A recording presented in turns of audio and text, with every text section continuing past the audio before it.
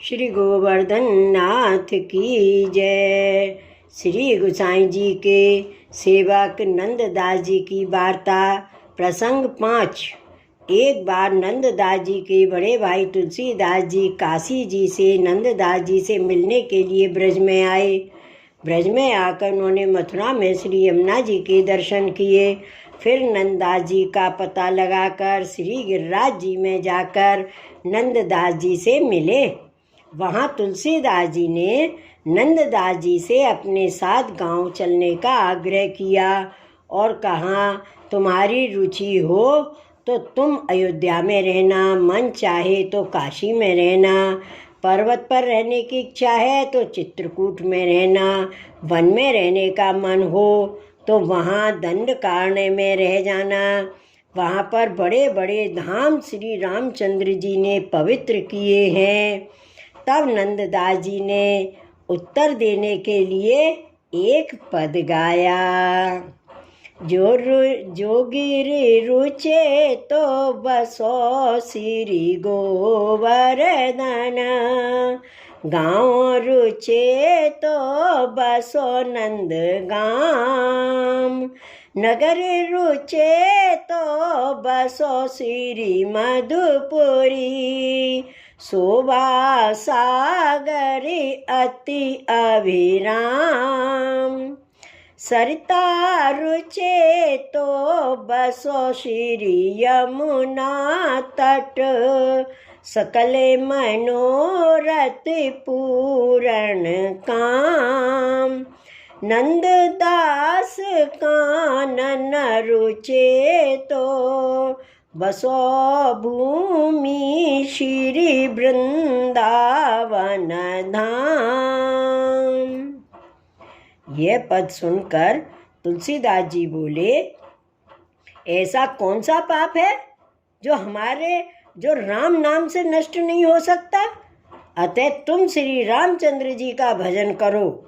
तब नंददास जी ने एक कीर्तन में फिर उत्तर दिया। वह पद, कृष्ण नाम जब मैं श्रवण सुनियो री, कृष्ण नाम जब मैं श्रवण सुनियो री, आली भूली री भवन हो तो बाबरी भैरी, भर भर आवे नयन चितहु न परे चैन, मुखहु न आवे बैन, तन की दशा कछु और रही री, जेतिक नेम धर्म व्रत की नेरी, मैं बहुविध अंगों अंग भई, मैं तो श्रवण भईरी, नंददास प्रभु जाके श्रवण सुने यह गति, माधुरी मूरत केंदो कैसी दईरी। यह बात सुनकर तुलसीदास चुप रहे। जब नंददास जी श्रीनाथ जी के दर्शन करने गए तो तुलसीदास जी भी उनके पीछे पीछे चले गए। तुलसीदास जी ने श्री गोवर्धन नाथ जी के दर्शन करके माथा नहीं नवाया। नंददास जी जान गए कि ये श्री रामचंद्र जी के सिवाय किसी के सामने मस्तक नहीं नवाते हैं। नंददास जी ने विचार किया कि इनको यहाँ और श्री गोकुल में श्री रामचंद्र जी के दर्शन कराऊं तो ये श्री कृष्ण के प्रभाव को जान पाएंगे। तब नंददास जी ने श्री गोवर्धन नाथ जी से विनती की।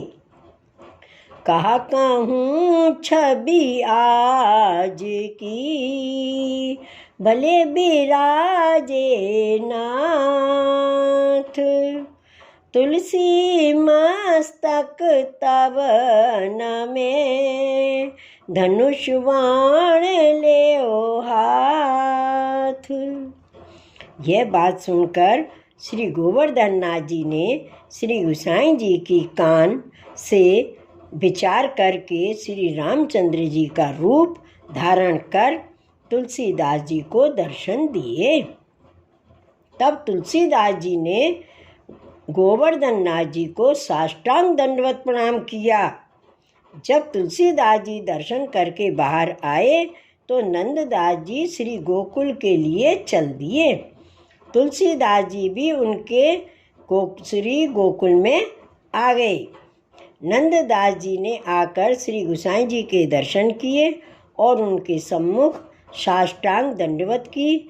तुलसीदास जी ने भी श्री गोसाई जी को साष्टांग दंडवत की। वाह! तुलसीदास जी ने भी श्री गोसाई जी को साष्टांग दंडवत की। फिर तुलसीदास जी ने नंददास जी से कहा, जैसे दर्शन तुमने श्री गोवर्धन नाथ जी के वहाँ कराए थे, ऐसे ही दर्शन यहाँ भी कराओ। नंददास जी ने श्री गोसाई जी से विनती की, ये मेरे भाई तुलसीदास जी हैं, ये श्री रामचंद्र जी के बिना अन्य किसी को मस्तक नहीं झुकाते हैं। श्री गोसाई जी ने तुलसीदास जी से कहा, तुलसीदास जी बैठो। वहाँ पर श्री गोसाई जी के 5वें पुत्र श्री रघुनाथ जी उपस्थित थे। उनका उन्हीं दिनों में विवाह हुआ था।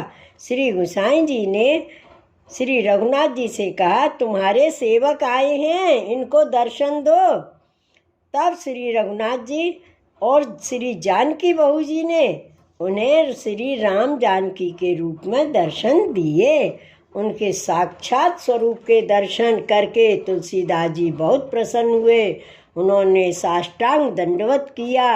इसी क्रम में श्री द्वारकेश जी ने मूल पुरुष में गाया है, हेतु निज अविधान प्रकटे तात आज्ञा मान के।